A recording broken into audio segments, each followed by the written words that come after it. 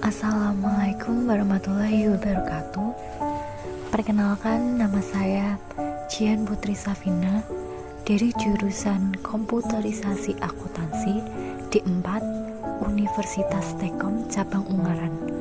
Di sini saya akan menjelaskan salah satu bab dari statistika yang berjudul variabel acak.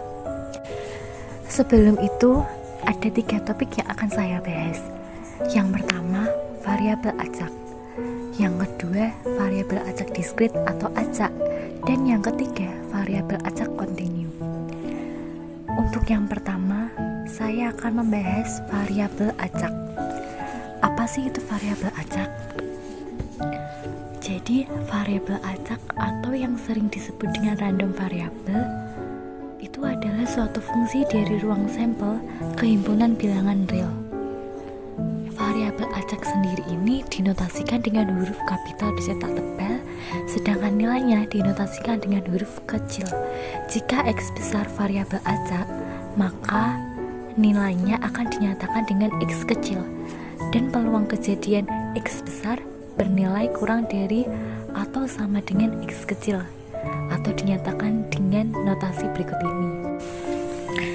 Salah satu contoh dari variabel acak yaitu semisal kita melemparkan uang logam seimbang 1 kali. Jika keluar gambar disimbolkan dengan G besar sama dengan 1, dan jika keluar angka disimbolkan dengan A besar sama dengan 0, maka dari peristiwa ini dapat dibangun struktur variabel random yaitu ruang sampel S sama dengan G dan A, dan X sama dengan 1 jika keluar gambar, dan X satunya lagi bernilai 0. Jika keluar angka, maka X atau peluangnya dituliskan X sama dengan 0,1. Ternyata variabel acak itu dapat diklasifikasikan menjadi 2, yaitu variabel acak diskrit atau cacah dan variabel acak kontinu. Lalu kita bahas materi selanjutnya.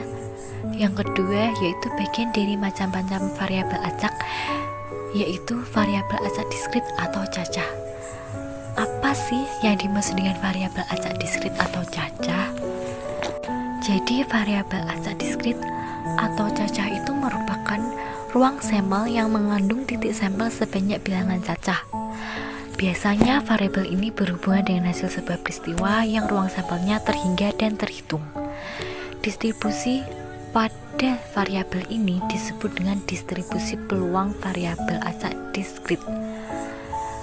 Umumnya, variabel diskrit berhubungan dengan pencacahan terhadap satu objek atau individu. Apa aja sih contoh dari variabel diskrit? Jadi, beberapa contoh variabel diskrit yaitu 1. Jumlah kendaraan yang melewati persimpangan jalan. Kedua, jumlah kecelakaan per minggu. Dan yang ketiga, jumlah anak dalam sebuah keluarga.